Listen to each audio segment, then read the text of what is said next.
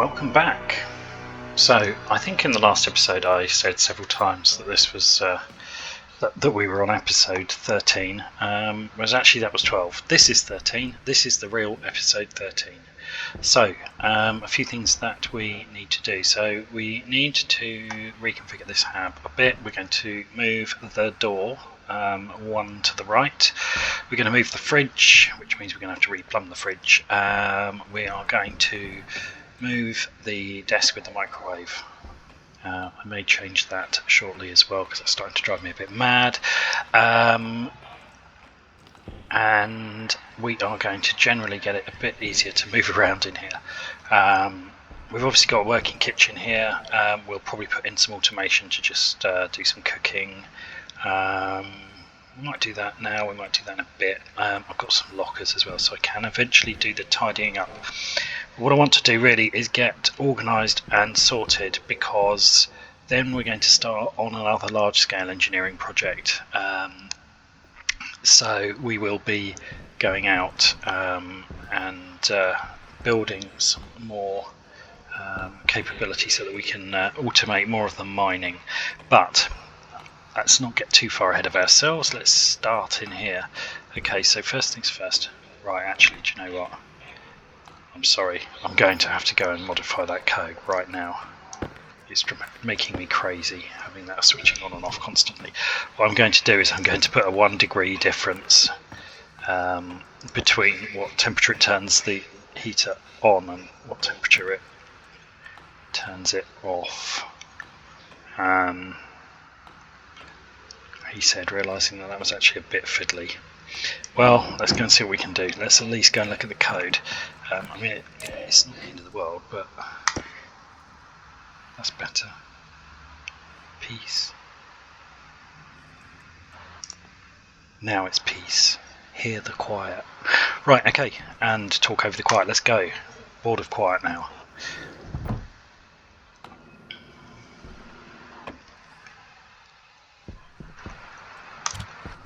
Right, put that in there, turn the computer on. I'll probably recite this somewhere a bit better as well at some point, but not right now. Okay, programming only, whoops, no, actually go to programming only. Import the code, edit. Right, okay, so what's happening here is that there is a temperature range here that it is trying to get to. So what it does is looks at the setting on the thermostat, which is currently set to 25, I believe. It then adds 273 to it to convert it into Kelvin for the lower limit, and adds 278 for the upper limit. So what it's trying to do is to keep the temperature within that range. And you can see originally when I wrote this, there were some hard-coded values which we've long since overwritten and modified. Then what it does is says is that the temperature is less than the bottom one, then it will turn the heater on or off. The problem is what's happening is it's reaching, great timing, it's reaching that temperature, and then each tick it's just going slightly over, turns the heater off, slightly under, turns it back on. So we actually need to separate the on and the off, which means a bit more logic. I am going to go and change the suit battery though before we get too further into this, because otherwise it's just going to cut out partway through. It's always what seems to happen. Right, okay, let's come back to this and look at it again. So at the moment, the heater's connected to device 1, so R3, which is being set here, is controlling whether it's on or off, and R3 says is R2 less than R0, so R0 is the setting in Kelvin and R2 is the current temperature. So basically that's the point at which it will turn the heater on, and it does the same with the cooler using the 5 degrees higher point. So what we need to do is to just stop it bouncing around the bottom of the range like that, So what we actually need to do is we probably need to create, I'm just thinking about the simplest way to do this. How many registers have we got left? Quite a lot. Let's just do it. I don't think we need all of these. This is clearly some messy written modified code that I've obviously done all sorts of things with. Anyway, what we're going to do is we're going to say, let's take, I'm going to put into R7, and it's going to be R0 plus 1. So R7 is now 1 degree hotter than the setting. Actually, I might do it the other way. I might go 1. Oh no, we'll go that way around. I'm just trying to create a 1 degree gap so that it takes at least a little bit of time to switch between on and off. So now, instead of directly writing R3, what we're going to have to do is we're going to have to say SGT R8 R7 R8 R2 R7. So R8 will now say whether it's 1 degree hotter. Have I got my less than and greater than the wrong way around here? I think I have. Right, I'm going to do this in a really messy way and use yet another register because we can, just for simplicity. And it's not an and, is it? Or is it? R3, R8. And use that to control it. Right, so let's think about this. So R3 is whether or not the temperature is above 25 degrees. So it is whether or not the temperature is less than 25 degrees. R8 is whether or not the temperature is greater than 26 degrees. I've done that the wrong way around. So that needs to be less than, and that needs to be greater than.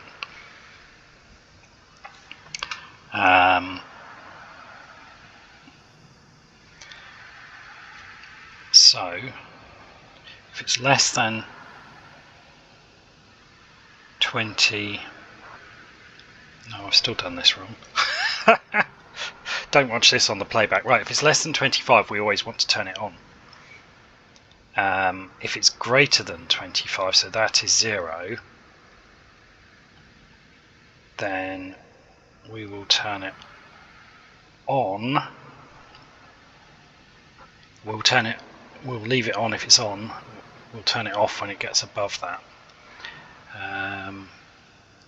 So what I need to do, I'm not reading that's where I'm confusing myself, is I actually need to read the status of the heater and put that somewhere. Right, okay, we're going to have to rewrite this code slightly. Let's get rid of some of this stuff as well. It's not that helpful. Okay, so let's just ignore all of this for a minute. What we're going to do is we're going to load into register 8 the D1 on. So we'll know whether or not it's on. And if it is off,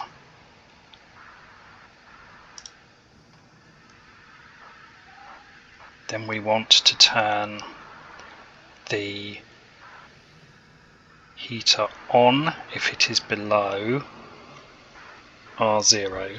If it is on, in fact we could do this. We could do this a very neat way.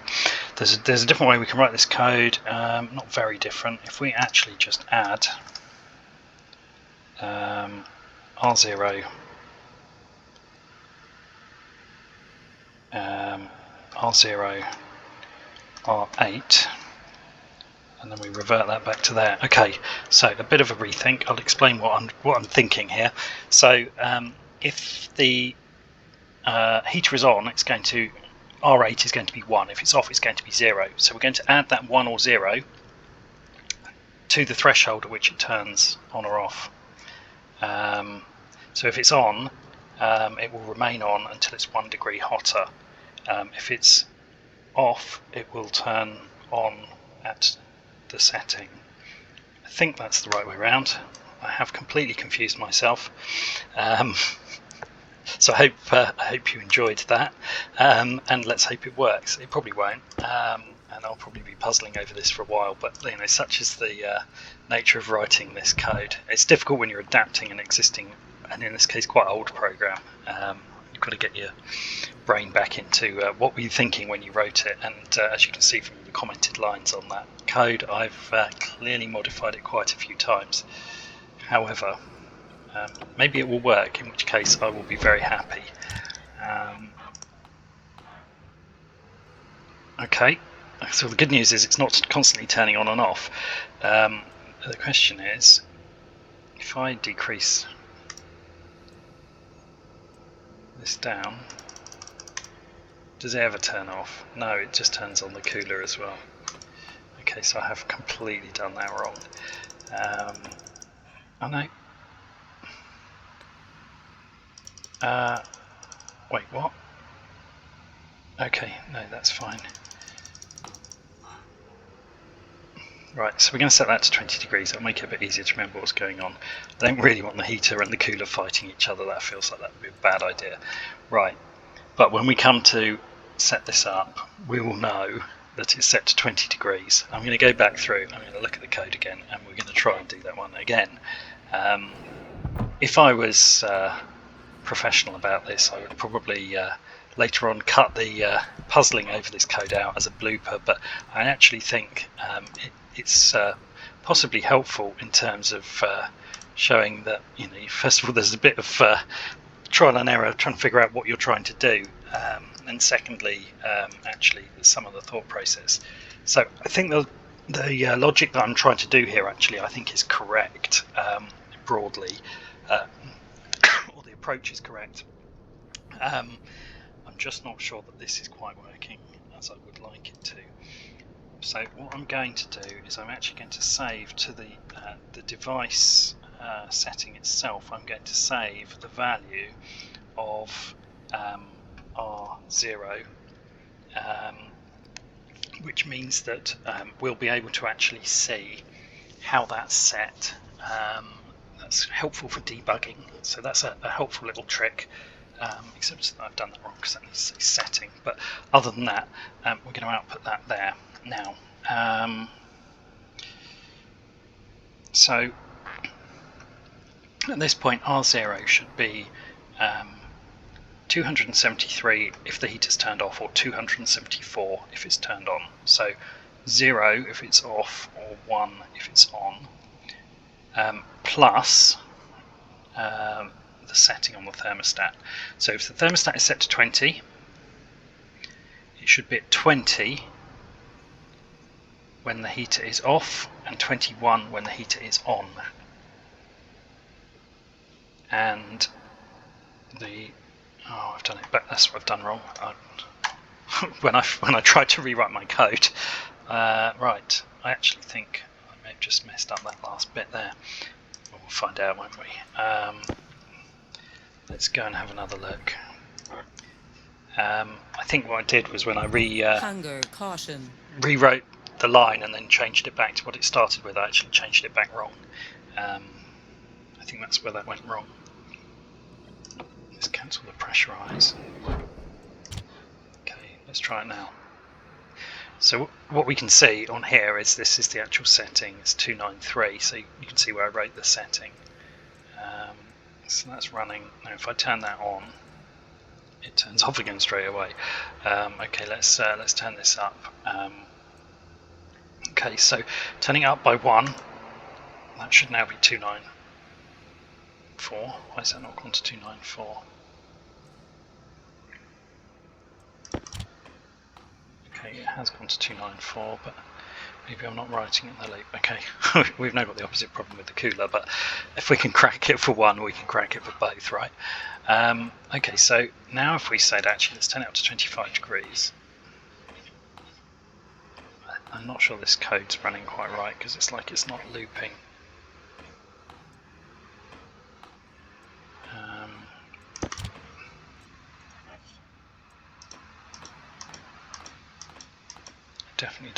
that turning on. So currently the temperature is 26 degrees, and we have got it set to 25. So what if I turn it up to 30?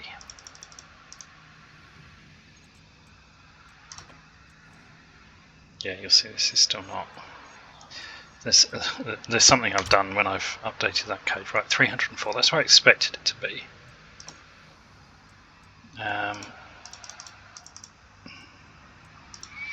Problem is, right, actually what I'm going to have to do is I'm going to have to work out why that's not looping anymore. I've obviously broken something. I'm going to leave that cooling down.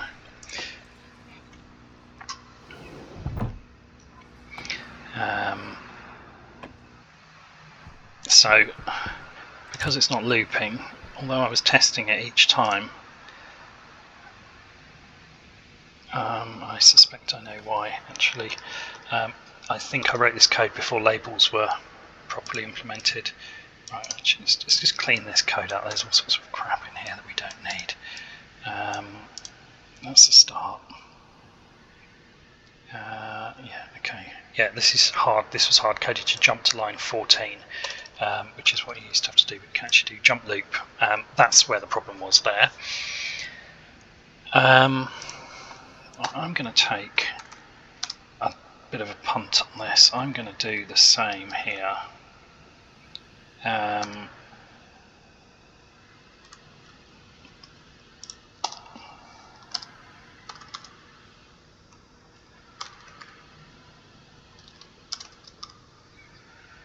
Should probably just say cooler, and that should say cooler, and that should say heater. This is a much nicer way. This is why we use aliases in the code, because then you don't need to remember what's what. Because what we can actually do there is we can just be a bit clearer and say heater, cooler. Except for the fact that I've actually done that. That was okay. I see now why I had that done like that. Heater and cooler are defined up there, although they've got capitals on them, so that's why I hadn't picked it up. Okay, we'll get there in a minute. Obviously the code is obviously going to be case sensitive, as it normally would be. I just misread. I'd aliased the devices up here, but I'd also aliased the registers here. But just to get a bit of an idea of how this would work, if we change it to say thermo, I don't normally recommend changing quite this much code in one go, but I expect I'll just break it in some new way. Anyway, hopefully that code's slightly cleaner now, because what this will do is loop through here now, so it's going to get the thermostat setting, it's going to take that setting at 273 and put that in R0, 278 and put that in R1. Those are the bounding points that we no longer need, so that can come out. And actually what we could do, this is just the default setup conditions, so we don't even need those two lines at all anymore, honestly. So let's just clean that up. Right, we're then going to read the temperature. We're going to read whether each of the devices is turned on. We are going to add to the minimum temperature 1 degree if the heater is on, and we are going to, and that should say subtract because we want to go the other way, we're going to subtract 1 degree from the maximum temperature if the cooler is on. And that's going to then drive whether or not we turn, based on whether we're below those, whether we turn the devices on or off. So if I've done that right, which I probably haven't, let's be honest, this is like attempt number 4 or something. Okay, well it hasn't crashed, that's a start. Okay, so 299, so the external temperature is currently 24. The thermostat is set to 25. Okay, at 25 it turns off. That's a good start. Now the question is, if I say set it, first of all let's double check, if I set the thermostat to 20, does it try and cool down? Yes it does. Okay, that's good. Okay, if I try and set it up to 26, does it turn on the heating? Yes it does. Okay, so now the question is, if I have it set to 25, set it to 24, 25 is a bit hot. So I think what will happen here is that if I've done this right, the cooler will not kick in until we go above 29 degrees, or till we reach 29 degrees. The heater will not turn on unless the temperature drops below 23 degrees. Which actually we're going to have to test quicker if I turn this back up on, aren't we? Okay, well we'll leave that for a minute, and I've got some things to do in here, so hopefully we'll be aware of whether it turns on or off. Right, okay, so let's start working over here. I do hope you enjoyed that bit of programming headache, but more than anything else I just hope it works now. Right, let's take this out and take this out and do that. Actually, wait, I'm going to want to dismantle this as well, and this.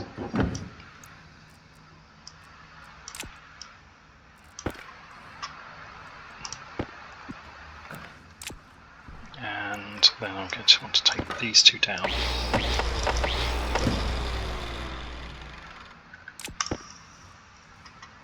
Okay, actually I could just stack those, I've got some in my backpack. There we go, that's a bit tidier. Right, okay.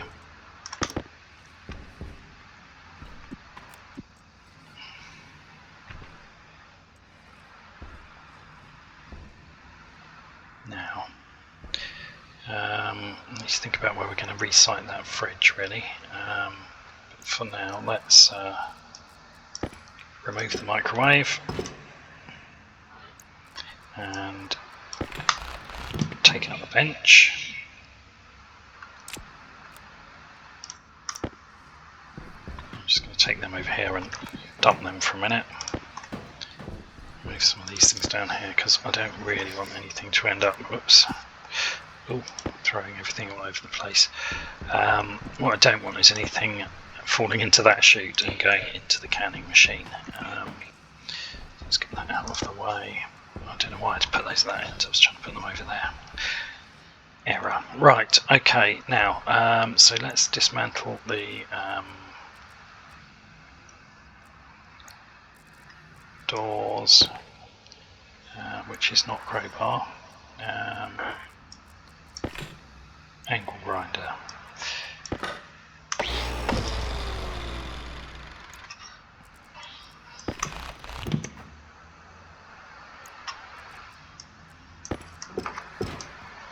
Okay.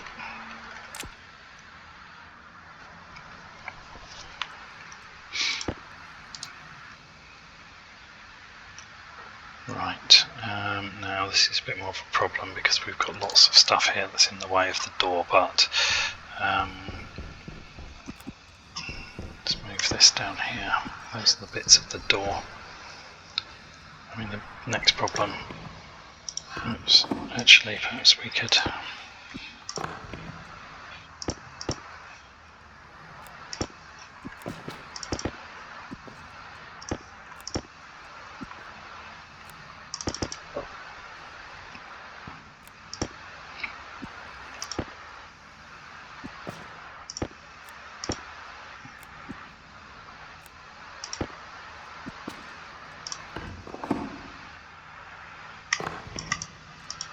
no, just pick it up, throw that over there. There we go, we can stack that with that. That's a 25 stack of decayed food, look at that. Right, is there actually anything in this fridge? I can't remember. Oh yes, there were some potatoes.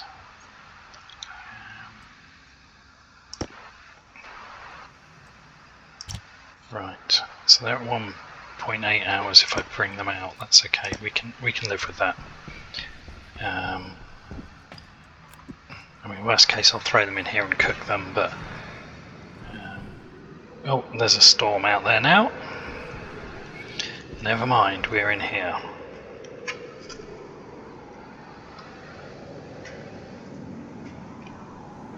Right.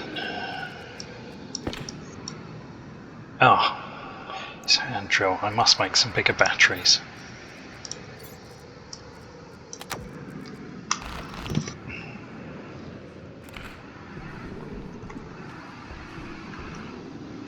Okay, so what I'm going to do is try to see if there's a sensible place that I can place this. I don't even know actually whether I pressurise that to any sensible degree. No, the pipe network is actually empty. No wonder it's not been very effective as a refrigeration system. Right. Okay. Well, perhaps we'll run it off there. All of that. It's been there all the time, and I forgot to actually pressurise it.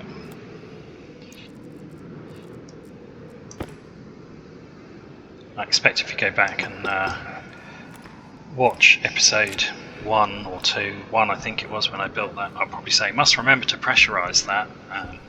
Clearly failed. Never mind. Right, now question is, can I put that there? I can. Okay. Works. I think we'll connect to that side.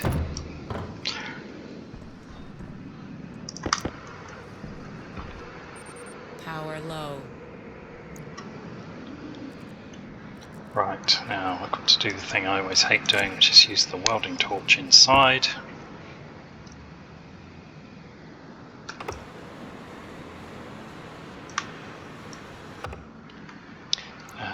Messed that up because I put the wrong thing in there.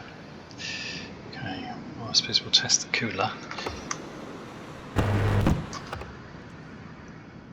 Right, that temperature shot up.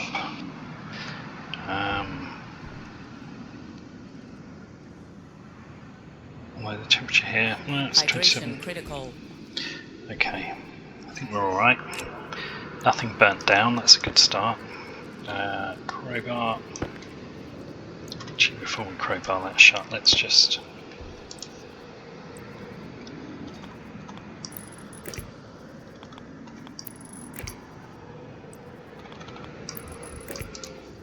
there we go.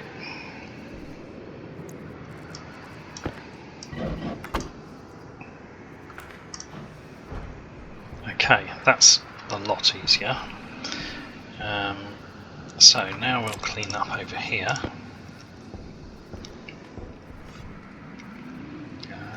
Actually, do with what we've got here, can't we? Just one wall will be fine.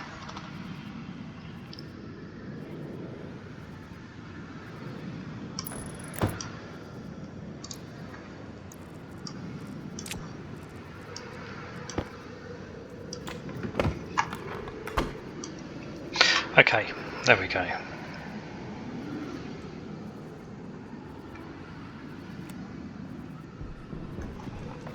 Let's throw that over there. Right, that's created a bit more space. I think we still do want the fridge, but we need to get it sort of somewhere right over here, really. Obviously, I'm going to take that chute out in a minute. Let's put that through there. Where did I put the gas pipes? Throw them through here. Yeah. Can't do most of that, but we can at least connect.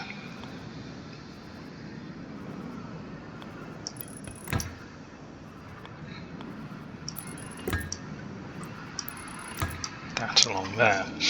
Okay, so we'll need to reconnect that, and I'll probably plumb it into the refrigeration system from the top. We have at least now got something that's working. Right, what have we got here? 14 potatoes. What's going on with these? Now we've got loads of food that's falling out all over the place, which probably means the chute system is all backed up, which is always a bit of a problem. I think what we actually could do with is the ability to manually insert stuff in here. We've got enough chutes to do it. Alright, first of all let's turn this on. Just make sure. No, that's fine. Just to make sure that there wasn't a whole load of stuff backed up waiting for the inlet to open, because that would have made a right mess. So that's a junction, and we want it to go that way, and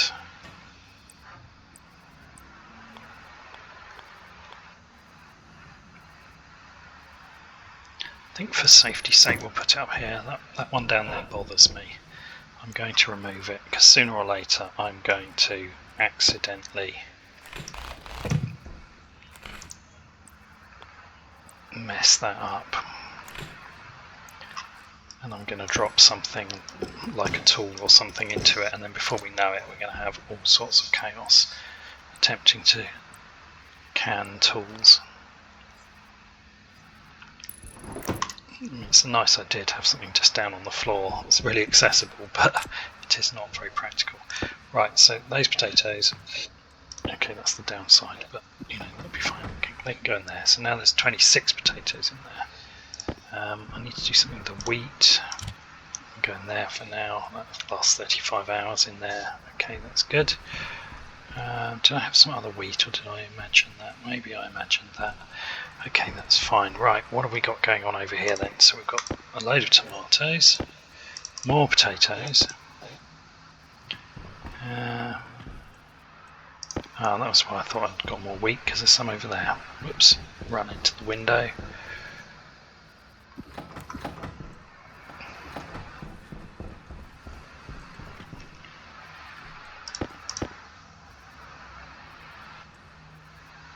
Right, okay, we're getting there. So we'll put that into...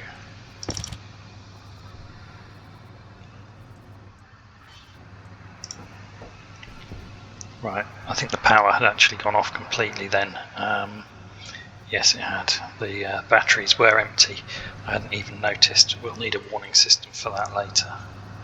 I think this is struggling now. I know it's back to the problem we had before, so I'm just going to turn that off for the moment. I could leave that on and turn that off.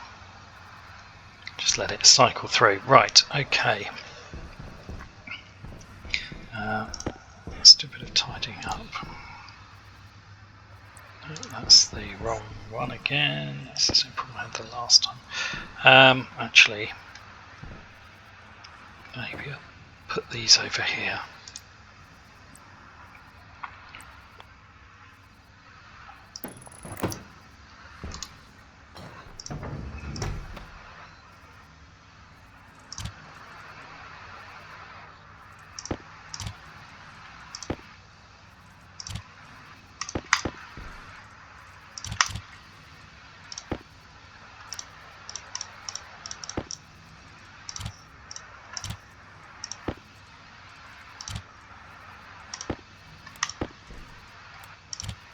Oops, that was particularly untidy. Okay, I'm going to leave my little stack of soup there. It looks kind of cool.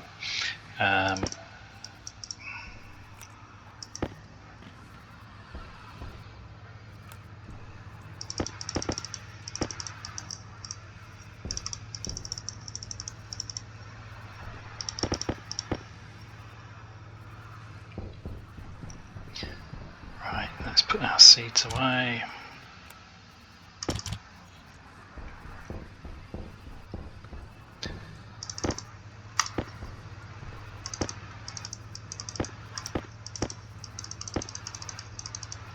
Any more lurking anywhere?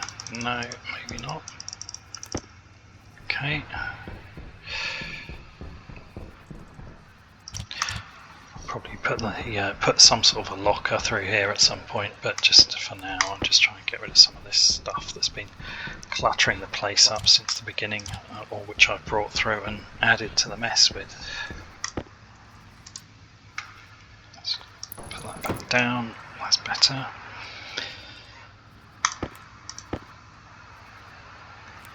Oh, nothing else going to stack with those, is there? Okay, we're getting there. Again, nothing going to stack with those.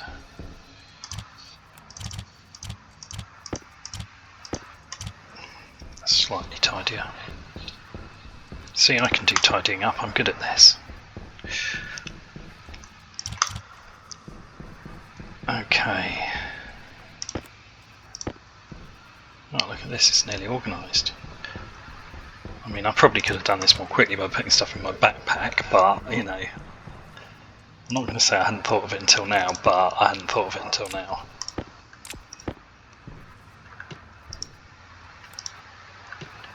Right. Okay, we're nearly there.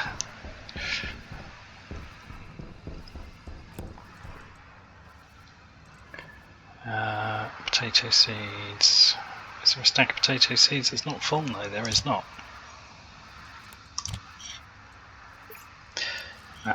Right. Oops. Yeah, we're just going to run out of space in here in a minute as well, aren't we? It's just another thing I've cluttered up. Oh well, let's add that to that stack. Nothing else will stack? No. Okay, well.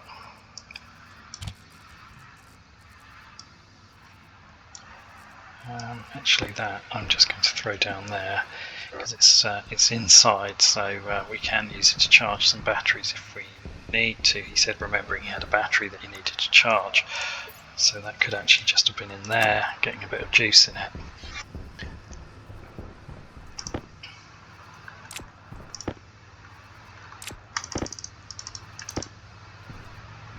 Okay, almost there.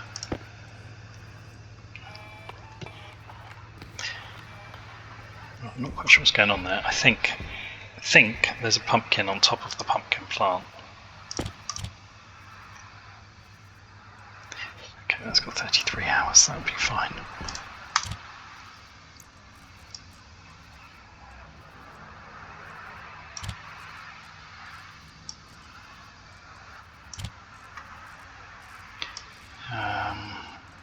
Go in there.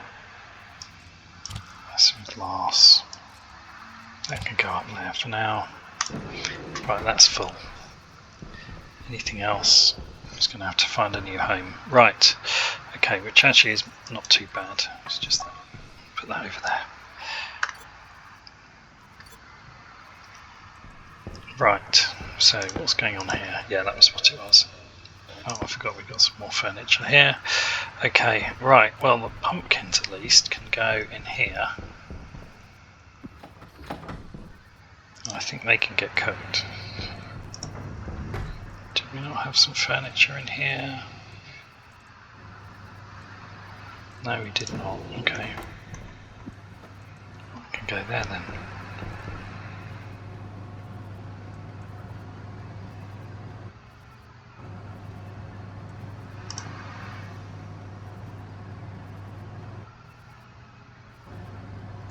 Oh, it's hell-bent. Oh no, there we go, it's off. I was going to say it's hell-bent on making fries.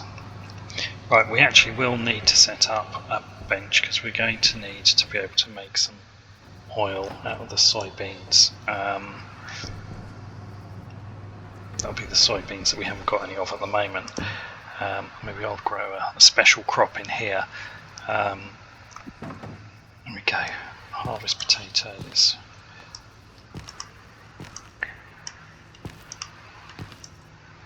I think I'm actually going to put these potatoes in the fridge. It's good to have a nice range of food, right? Okay, this is looking a lot tidier. He said just throwing things down the other end, but nonetheless it is still looking a lot tidier.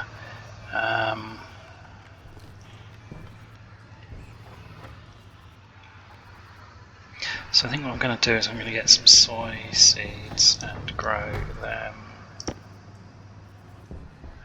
in the portable. This is what's useful to have, although we'll just fit some additional hydroponics trays, but it's useful to have some non-automated ones for being able to just grow other bits and pieces. I will put some hydroponics trays in, proper ones in here, probably along this side to be honest, possibly in these gaps.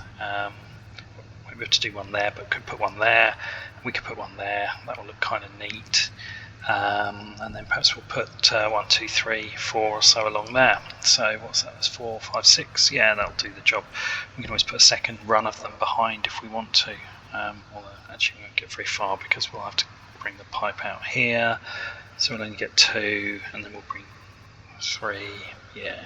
Well, maybe get 2 or 3 more in there. Right, okay, anyway, let's get back outside and sort a few things that need doing out there. But before we do, let's grab a quick drink of water. Yeah, you can see these seeds are just falling now because the system doesn't have space. Never mind. Right, let's...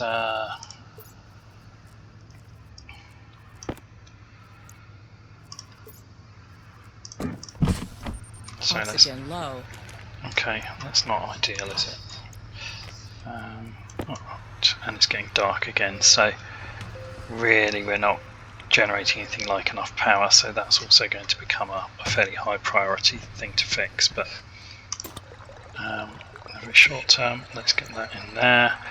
What I'm trying to do is to use the less than last % of food in this soup can so that it generates an empty can which I can then feed into the canning machine while I'm in here. Otherwise I'm just walking around with it.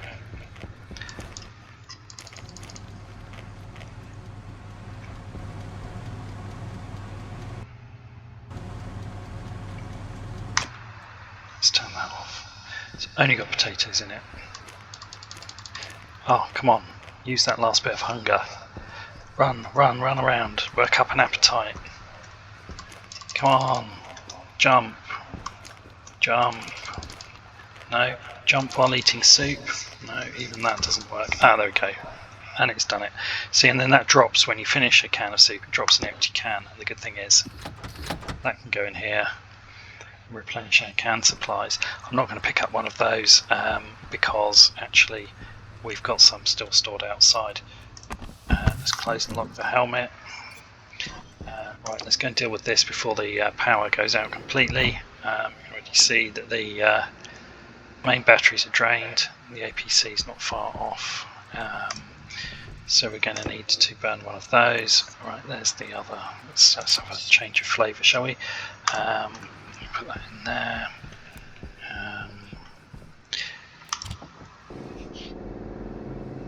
Yeah, we need to seriously do something about power generation now.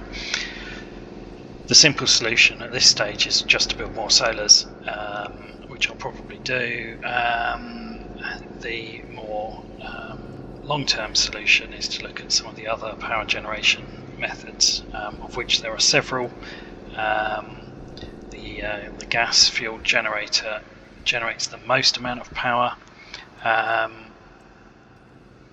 but it's quite fiddly to set up, so that's probably a video in and of itself. So we won't do that this time, but what we will do is definitely extend the solars, so we can do that. The other thing is, depending on how you process your hot gas, which actually we could probably look at the moment, how you process your hot gas, there is a possibility to use turbines that can generate quite a lot of power.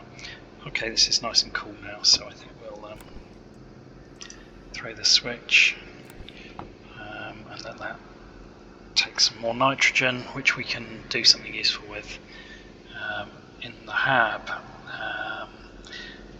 Yes, there's lots of different ways that we can generate power. Solars are the easiest, and we are just going to throw a few more of those up just to look at all that, just to deal with it. Right, how's this pipe looking now? So that's vented nearly all of the pollutant, and obviously what we don't want is really high pressure in this pipe, because the toggles that trigger, depending on the pressure and the concentration, will just keep triggering because it will keep finding that the pressure is over 2 kPa, which we don't want. So let's get the pressure down and just process out the hydrogen as well. It's never good to have loads of that sitting in a pipe, is it? And then hopefully that should get us going. You see, this has been running all that time, and the batteries are only 2/3 charged. That's used, well, actually, to be fair, that's used 2/3 of the stack, but I'm going to leave it there. It's about a third of the way through the night. Right, in the meantime, let's just quickly check these filters actually while I'm here. That one's run out. That one's okay, but it's getting low. That one's okay. That one's okay. That one's fine. That one's not even touched. Let's turn that off. That one's okay. That one's okay. Not touched and barely started. Right, so we just need one more oxygen filter. And we need to deal with our critical power. So let's quickly flick that across there and throw that in there, turn it on. There we go. Oh, we might as well let that spit it out. Okay, one more oxygen filter.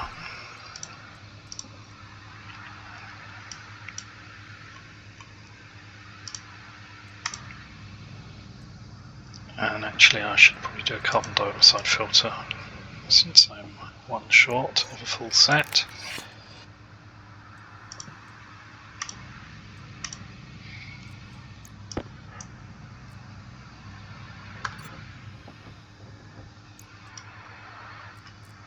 Let's put that in there. Right, now the next thing I'm going to do is I'm going to actually print a proper battery, because the problem with that power drill one running out the whole time is kind of annoying. So we'll do a large battery. We should have the resources for that. Yep. Might even make 2. Go crazy. Obviously it'll have no charge in it, so we'll need to give it a bit of time to charge up, but it's still worth doing. We'll do 1 for now. I don't want to use all our resources on battery, but I do want to not have to keep changing the battery and the drill. Let's put that in there. That one can go into the labeler, and we can then close those windows down. Right, okay, there's a bit of a sorting out for the last few minutes there, but we are now good to go.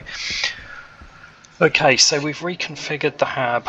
It's given us a lot more space. It's probably still nowhere near enough, but it's better than it was in there. And obviously our planting is going okay, but I'm going to do a few more hydroponics trays so that we can add some extra plants. That needs iron, and quite a lot of it.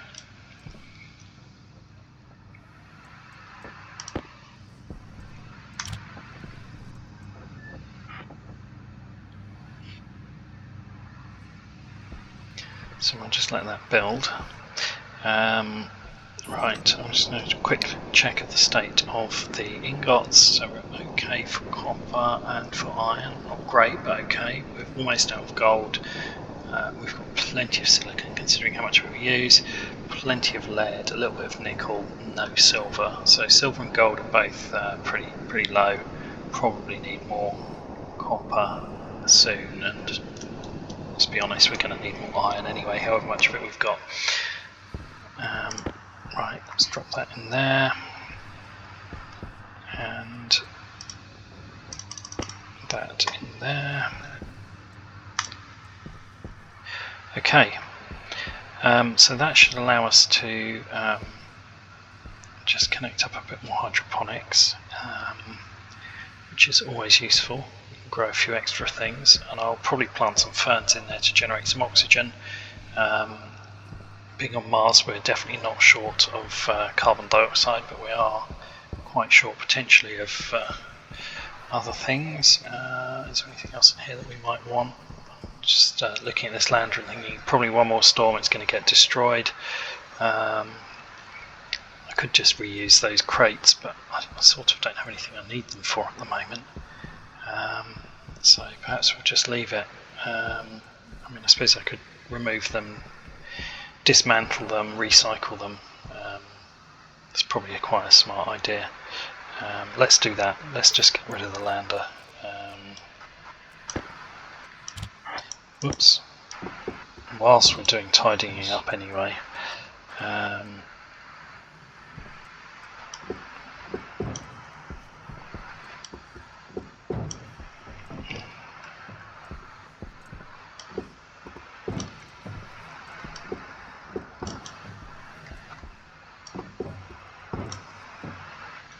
Right. Okay, goodbye lander.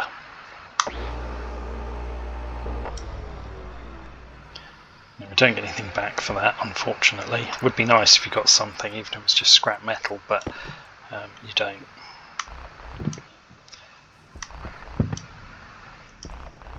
At least with these I'm getting crates. And the flag kit that was in there. Right, okay, there we go. That's better, it's much tidier. All that space we've got if we need it. Okay, now, I might keep a 5 stack of crates there, just on the off chance that we need it for anything. I think I'm going to destroy the portable air conditioner though. That will do. Right, let's get on with it.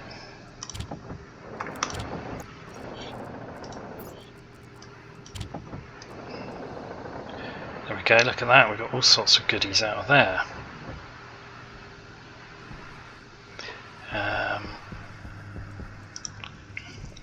Right, is there anything else that we don't need? Probably don't need all these flares, to be honest. We've got another stack inside the base. I think we'll get rid of that. Whilst we're having a clean up, that'll do. Throw them in.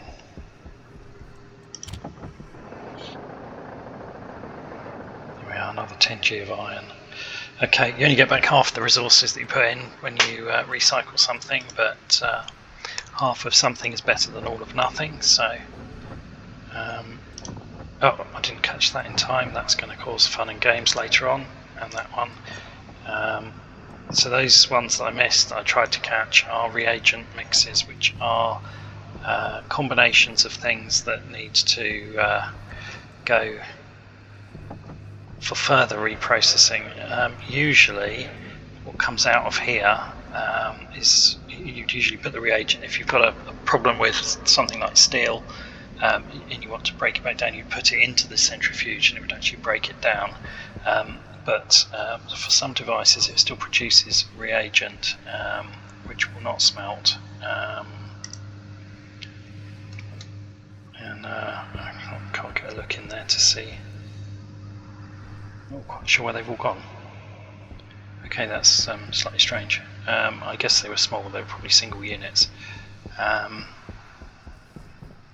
Well, I suppose we'll find out whether or not the sorting system worked, because anything we didn't use should have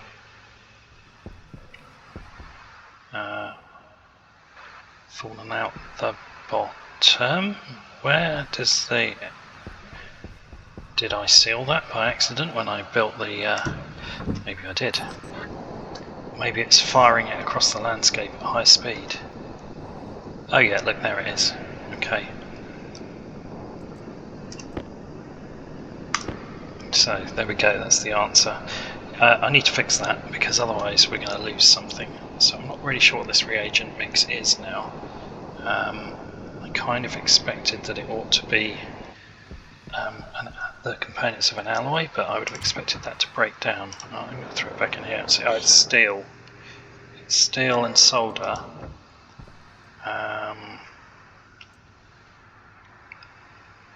But I don't understand why the centrifuge is not breaking that down.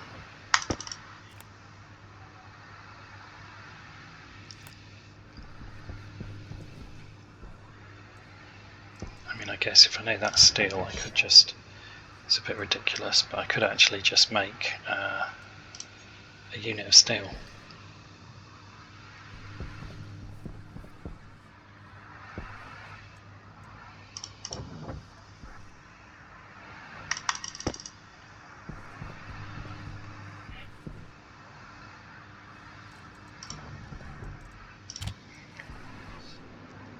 Oh no, that was solder. Okay, well, I'll take it.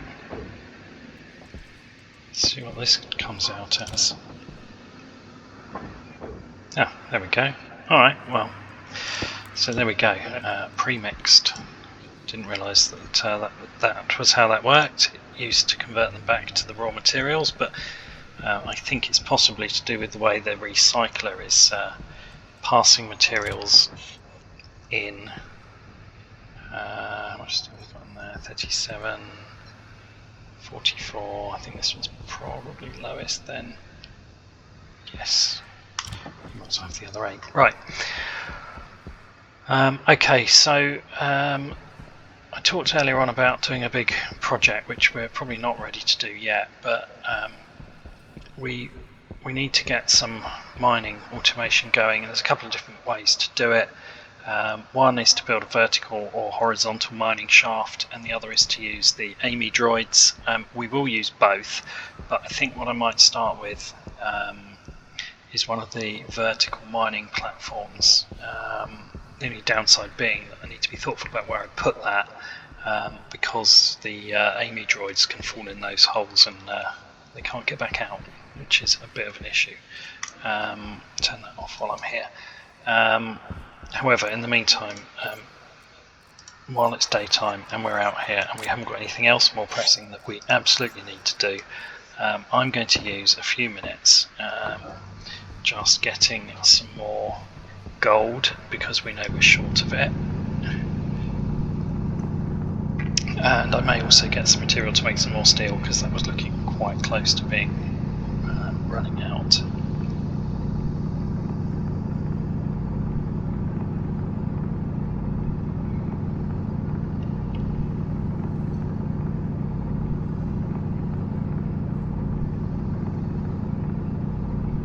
So really, this episode obviously has been very much focused on housekeeping. You do have to sort of periodically stop some of the engineering projects and do a bit of that. We aren't really quite where we need to be, because I think we do need some more solar panels, and longer term we are going to have to tackle the power problem. But I think it's still useful to spend a bit of time sorting out some of the basics, getting a few things where we need them to be. And also mining gold. Everyone likes gold, right? Okay. I suppose we may as well take that bit. Right. Grab this coal while we're here. We're still using it for power, so it's better to have too much than too little.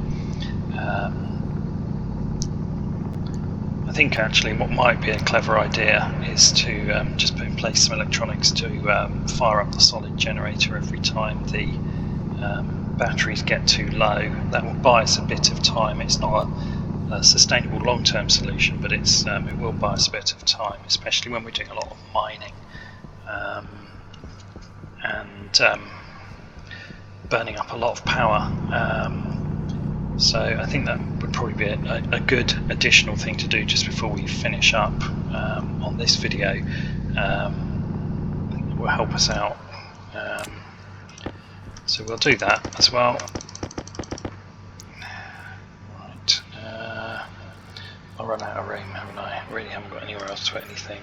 No. I thought for a moment maybe I didn't put anything in my soup slot, but okay, well let's get these back. Yeah, so I think we'll wire up the backup generator, because what we can do then is we can preload a chute in front of it with a whole load of coal, and then we've got some confidence that it will just keep processing, especially with all this gold, because gold does use a lot of power to smelt, and there's a lot of gold here.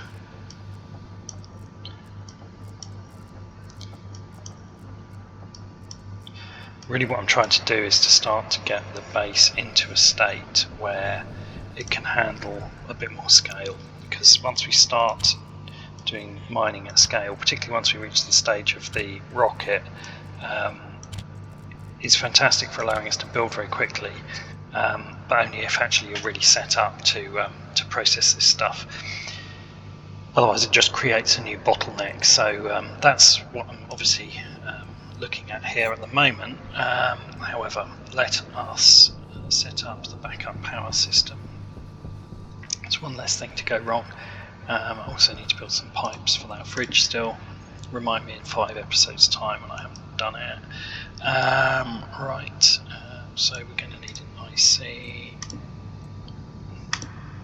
Again, you can do this with logic chips or with IC. My preference tends to be to go to IC, and I've got some IC code written previously, which we can just use. But I just find it's a lot more compact, just being able to put it all onto a single chip.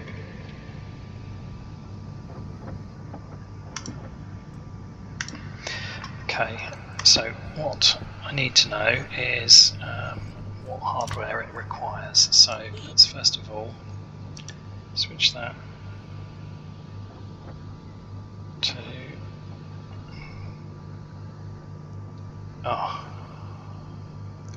okay, this is super frustrating. Can't make the slider connect to it. Okay, what I'm going to have to do, I think, is actually rewire this, as ridiculous as it seems, because the drop down menu doesn't work properly once you get beyond 3 items.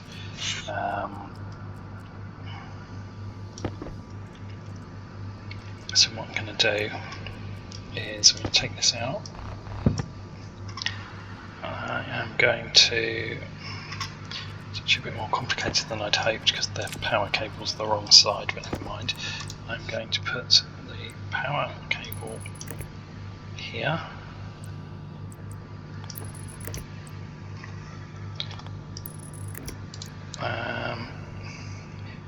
And actually I'll take that out of there and make that straight. I'm going to take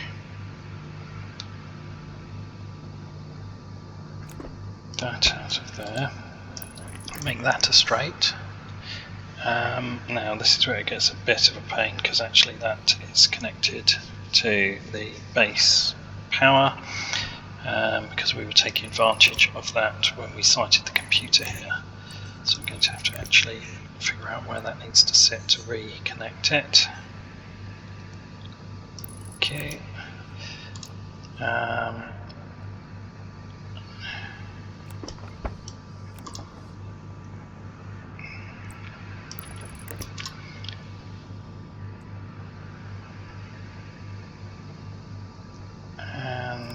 Actually, just thinking about this,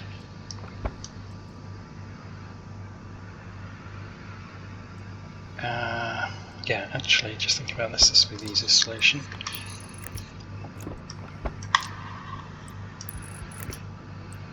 I promise it will make sense in a minute.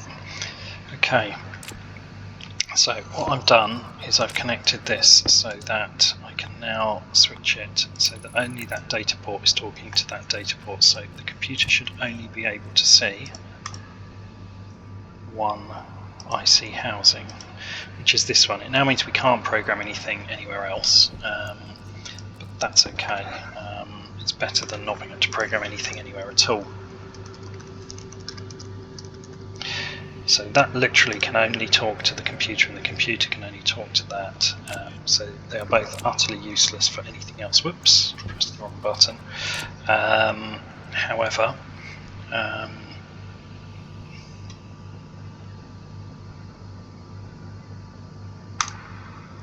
now works. Okay. So let's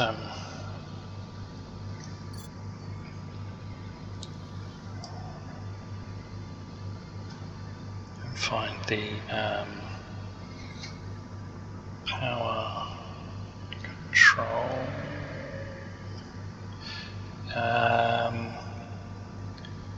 which is here somewhere. It would be nice if you could put folders around these, to be honest, because then we can actually work out which of these are kind of current and which are ones that historically, or ones that I've maybe downloaded to have a look at how they work, but they're all in together. So you can see I've got various bits of code that have been written at various times around this. I'm sure I must have, there we go, that's the one I was looking for. Let's load that one up. Okay, now this is quite old code, 2019. I have no idea whether this is going to work or not. You can see this again predates the labelling, so let's just fix that before that becomes a problem. Okay, so this is designed to kick in the generator when the battery gets to below 20% and keep it running until it gets to 50%. So it looks like it needs a warning light, a battery and a generator to work. Well, we've got the battery generator, but we will want some sort of a warning light which is going to turn on just to warn us that's running. So that's fine, we can easily make one of those. Let's export that, and then I guess let's go and make ourselves a flashing light. Let's go crazy. One flashing light right there.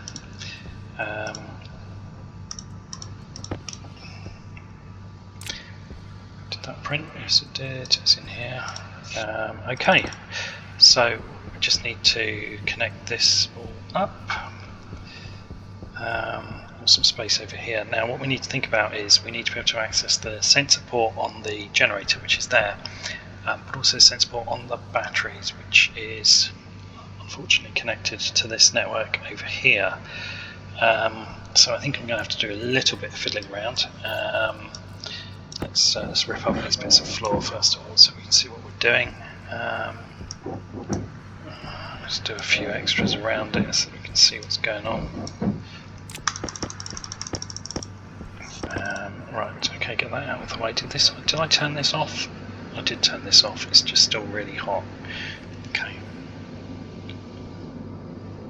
It's really hot. Right, okay. So this sensor port here is what we need to connect. Or to be fair, or that one. And maybe that's a simpler solution. Perhaps we'll connect a separate connection there. Or we could set the whole thing up onto this network. My issue is that these are heavy power cables, and I don't really want to obviously use a whole load of those.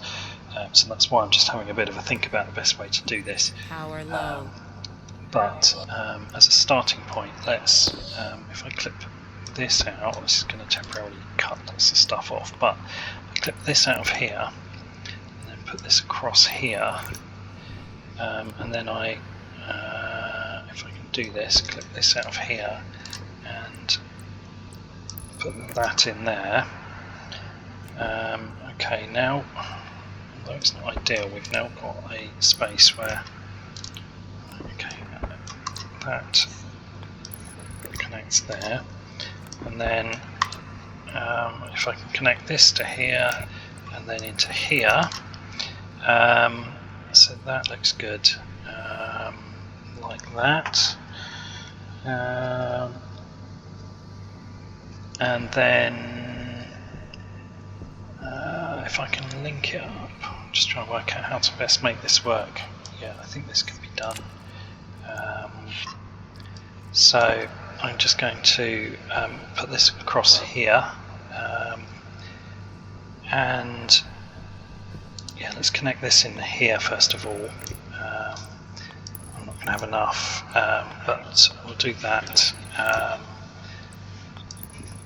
That will give me something to build off. And then if we get the chip, and that can go up here, down here, doesn't really matter hugely. Pop it in there for now.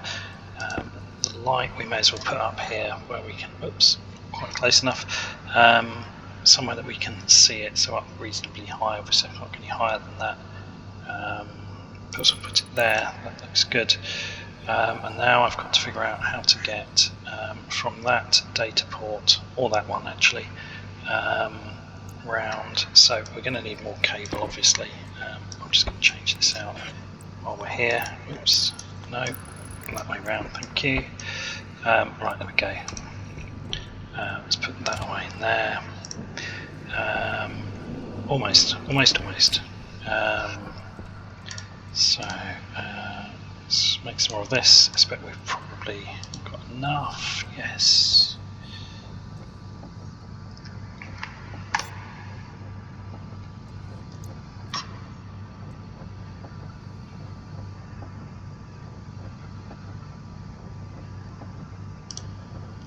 And I think after we've done this, we'll probably call it a day.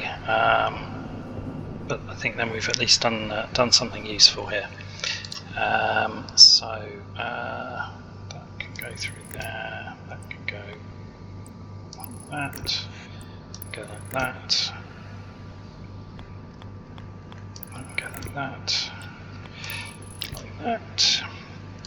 Right, and now I should have left the cable cutters in my other hand. Carry on that way. Okay, this is going to be a bit messy, unfortunately. Probably no easier way to do it. Let's grab the rest of the cable.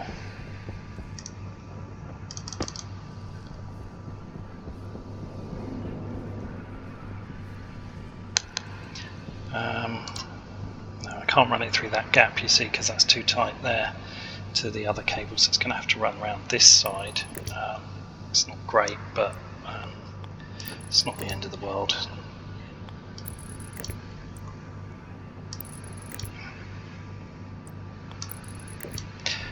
Connect that in there. Bring that around here. And again, and hopefully I can make this work. Oops.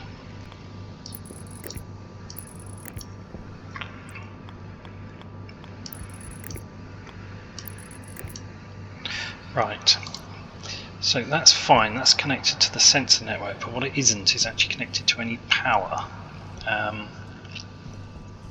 ridiculously. So I'm now going to have to figure out how I'm going to actually power that. I think the simplest solution might actually just be to take a branch off the atmosphere processing here, which is probably not the purest way to do it, but sometimes pragmatism wins.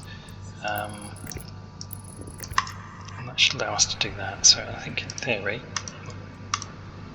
beautiful flashing light, and we'll grab the chip, plonk that in there, turn that on for a minute, let that do its thing with its error, and then hopefully, so this needs to be connected up to one of the batteries.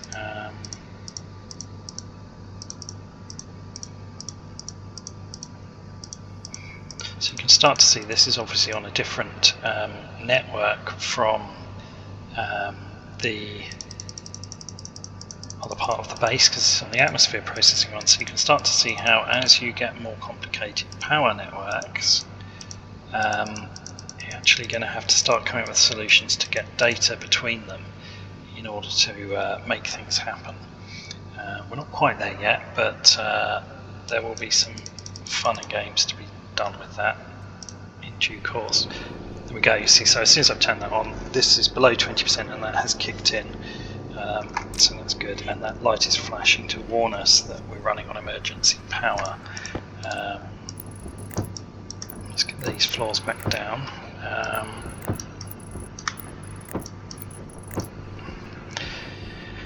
So the last thing I think we probably would benefit from there, and we haven't got any spare chutes, but would be a chute network that allows us to just preload several units of coal into the generator, so that we're not reliant on it having one in at the moment. So I'm just going to put some of those together quickly.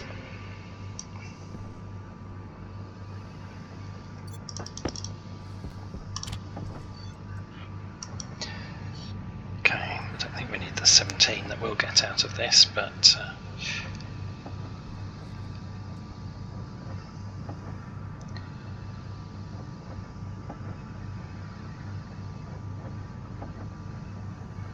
just thinking probably about 8 will do the job nicely.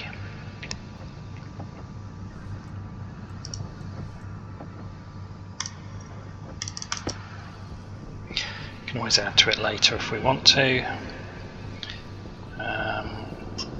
And then what I'm going to do is I'm simply going to fit these on the front,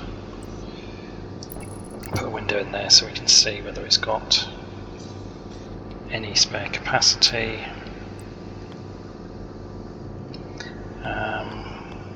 Just think about the most compact way to do this. I need to bring it back down again, otherwise I'm never going to be able to reach.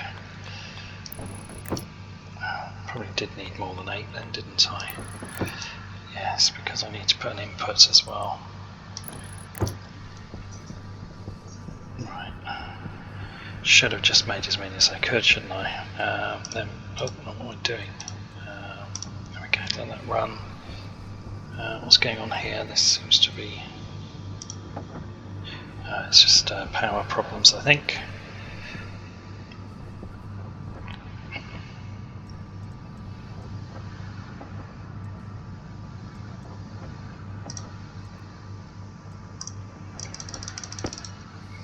Okay. Right, whoops, got stuck.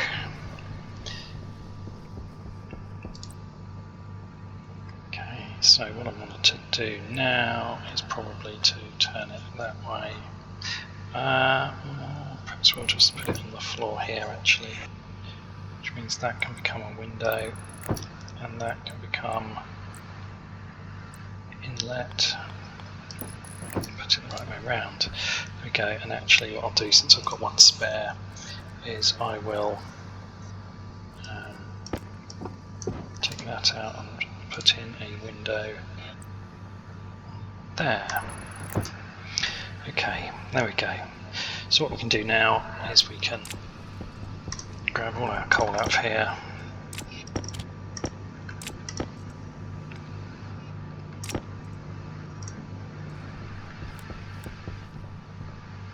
and throw these in here, and obviously we'll see them go through and stack up. But the reason I wanted to put the electronics in place before I put the chutes in is what we don't want it to do is just run forever and burn all that coal up as quick as possible, even once the batteries are more than fully charged. There we go, and you can see as I say it, that's hit the 50% and it's stopped. So once it drops below 20%, it will kick back in and it will run until it gets to 50%. It's not great because we don't really want to be running on solid power. It's not very sustainable. You'll see it's quite sure that's what it wants to do, so that's good. And obviously you saw the light goes on and off. So if we're inside the base and we look out, we should be able to see that light flashing. It's not the best view, but there'll be enough reflected light. We'll see the light is flashing and realise that actually, hang on a minute, the power's getting a bit low. So I think we're at over an hour and a quarter again already. I realise that most of this episode has been tidying up, but we have made good progress. I'm going to go back in the hab. Actually, what I should have done, was to make a reagent processor, and I will show you very quickly before we end the video how to make soybean oil, which we can then use to make fries. So let's come back out here quickly, and hopefully we've got what we need for it. Reagent processor. We need some copper, but hopefully we've got copper. There, I just pressed the wrong button. That was particularly especially clever. There we go. Get in there. Right, okay, so let's make a quick reagent processor.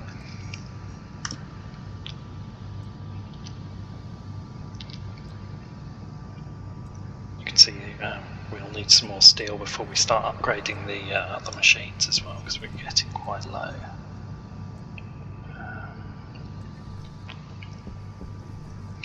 Oh, and I was going to fit up the rest of the hydroponics. I can see this 1¼ hours, now it's time to finish, turning into 1 3/4 hours, and I'm still doing things, but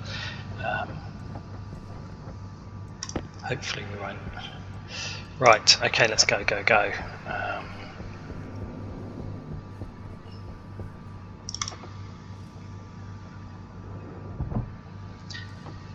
You'll see I just double click that because I couldn't be bothered to wait. So it's probably not recommended, but of course what I probably haven't got is enough cable to actually connect anything, have I? I've only got 2 units of cable left, and I'll need to find somewhere to reconnect. Maybe there. I need to reconnect a table. Lack of planning gets me every time. Right, let's just see if we can fit something in here. Powered bench. Okay, I think I can fit it there if I do a bit of cable rerouting, as long as I've got enough. So the first thing we need to do is probably to put that straight across there.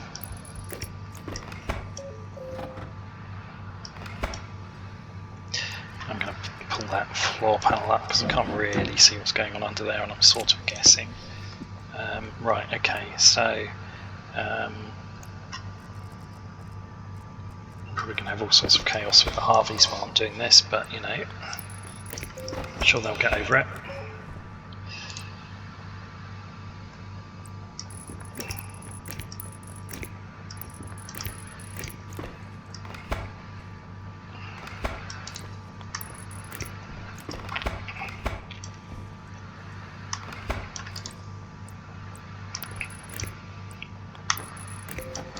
Okay.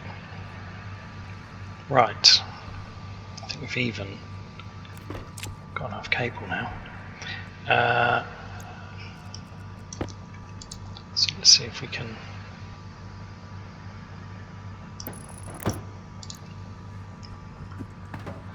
Probably don't want to. That's a little bit over enthusiastic.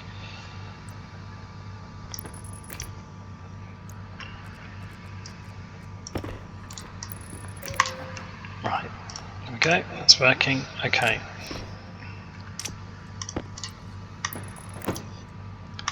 Right, so let's drop that on there. Like the microwave, we just use the wrench to connect it to power. And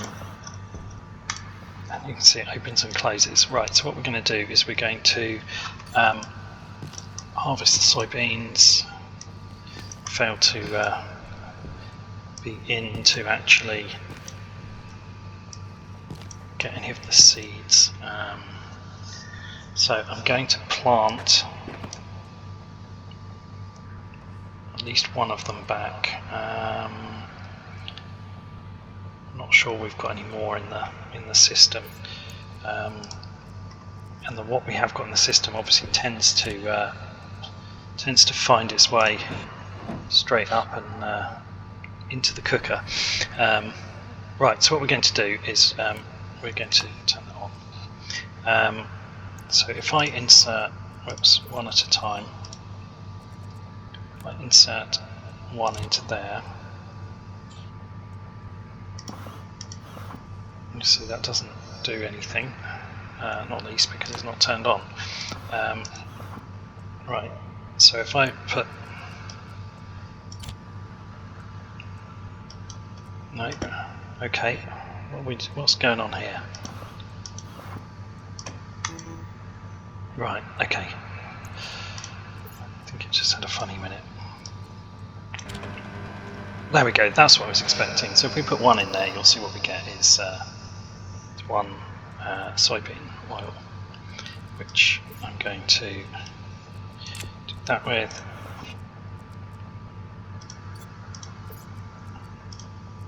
If I put two in here,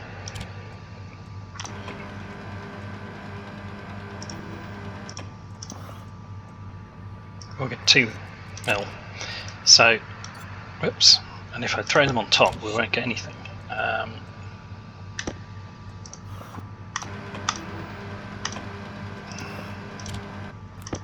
Okay, so what I can now do is, I've now obviously got multiple stacks, and they don't actually restack with each other. However, I can throw them in there, and now when this is turned on,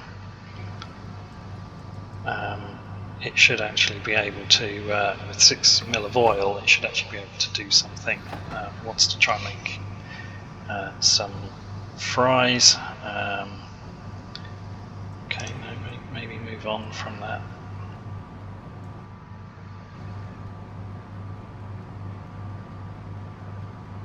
You'll see it actually has to run the whole recipe before it realises it can't do it. Here we go, it's now making some fries. So that has actually made fries. That uses 5, well, has it? It's attempting to. It actually uses 5 mil of oil. There we go. However, we have now got French fries in here. In fact, it looks like we've got 2, so I'm not quite sure what happened there. But we can actually make canned French fries. There we go. A tasty and nutritious meal for all the family. Turn that off. There we go, canned French fries. Perfect. Okay, so I think let's just get these here. We're quite close to being done. I'm going to run out of power in a minute as well. I think that's probably my cue to stop in a second, but before we do, I'm just going to very quickly pull those out of there, and I'm going to put some normal hydroponics tray in, which will operate like a pipe, so it will pass the water through. But obviously the Harvey can't interact with it, but that's fine. We can use that to plant some other seeds as we want to. So I'm going to do the same along here.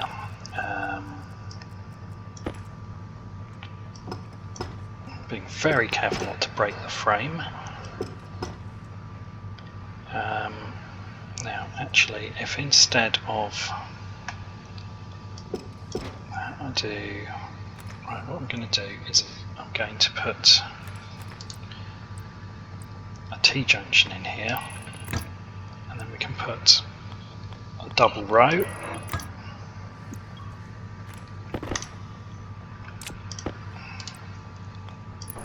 So we can go 1, 2, 3, and that's reconnected the water pipes, but actually we can put, and we get one more on the end. So that's given us just a bit of extra growing space. Turn those grow lights on, which we can use however we want really. So for example, I could just put some corn in the back there. Don't think we need any more potatoes. I really don't think we need any more potatoes. However, we have got some things we actually could plant, which would include, if I can, so I'm just trying to restack these tidily, some fern seeds. There we go. So I'm going to only plant one of these because we've only got 3, but if we can get some ferns growing, we can use those to generate some oxygen, and they look nice as well, so we'll put one of those in there. Let's get these pipes out of the way.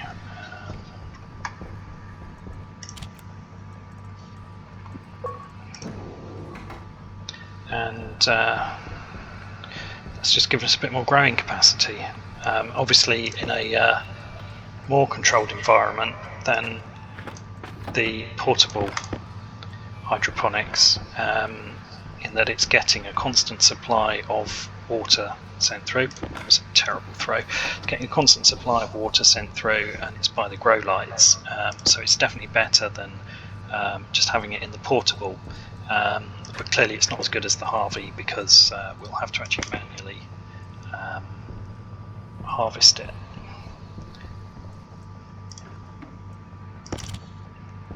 There we go. Right, okay, I think that will do for this video. So in terms of what we've done some remodelling in the hab, we've added some emergency power generation outside, and we've just generally had a lot of a tidy up and a sort out of the state of things in here, both internally and externally. And as I say, it's been a bit of a housekeeping job, this one, but we can afford to take the time to do that now that we know we've got sustainable food, water, and oxygen supplies all under control. And you do kind of reach that point where you think, good, all those little jobs I've been putting off, we can now do, relax, don't need to worry about dying imminently, and that's quite a nice state to be in. Right, that's out of range of the grow light, so is that and that and that, but never mind, it'll be morning soon. So there we go, we're going to call that a day for today's video. But you can see out there the batteries are now remaining at about 50% charge. Obviously we will need a constant supply of coal to feed them, but we've done quite a lot of tidying up today, so hopefully you found some useful stuff in there. If nothing else, you have an opportunity to laugh at my attempts to code the IC at the beginning to try to stop this power and heat from switching on and off so rapidly, and hopefully I will see you on the next video.